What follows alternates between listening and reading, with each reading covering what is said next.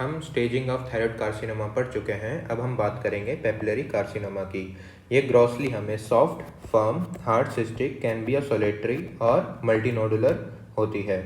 ये कंटेन करता है एक ब्राउनिश ब्लैक फ्लूइड जो कि लाइक अ डार्क चॉकलेट होता है। माइक्रोस्कोपिकली हमें P फॉर पेपिलरी प्रोजेक्शंस दिखाई देंगे और P फॉर समामा बॉडीज दिखाई देंगी और माइक्रोस्कोपिकली हमें ऑर्फन NA न्यूक्लियाई दिखाई देंगे। ये स्प्रेड करता है लिम्फेटिक स्प्रेड से, जो कि मोस्ट कॉमन है। कैसे याद करेंगे? P फॉर पेपिलरी और L फॉर लिम्फेटिक स्प्रेड। कैसे? पल पल याद सतावे। P for papillary, L for lymphatic spread. ये स्लोली प्रोग्रेसिव होता है और लेस एग्रेसिव होता है। क्लिनिकल फीचर क्या लेकर के आएगा पेशेंट? सॉफ्ट, हार्ड और फर्म, सॉलिड, सिस्टिक, सॉलिटरी और मल्टीनोडुलर थायराइड स्वेलिंग लेकर के आएगा पेशेंट। अब हम देखेंगे फॉलिकुलर कार्सिनोमा। ये एक अग्रेसिव ट्यूमर होता है। ये स्प्रेड करता है ब्लड से और मोस्ट कॉमन कहाँ मेटास्टाइज करेगा? बोन्स में और लंग्स में।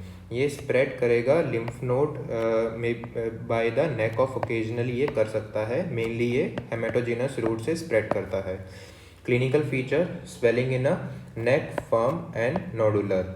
अगर ट्रैकिया कंप्रेस होगी तो हमें डिस्निया दिखाई देगा। अगर लंग्स इन्वॉल्वमेंट होंगी मेटास्टेसिस में तो हमें चेस्ट पेन दिखाई देगा और अगर रिकरेंट लेरिंजियल नर्व इन्वॉल्वमेंट है तो हॉर्सनेस ऑफ वॉइस सुनाई देगी। इन्वेस्टिगेशंस में हम USG करेंगे।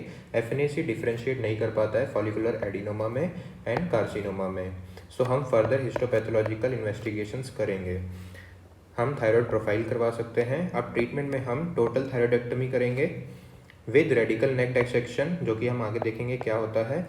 Without radical neck dissection, TSH dependent tumour according to AGES criteria, A for age, G for grade, E for extension, S for size less than 4 centimetre in a follicular is a good prognosis.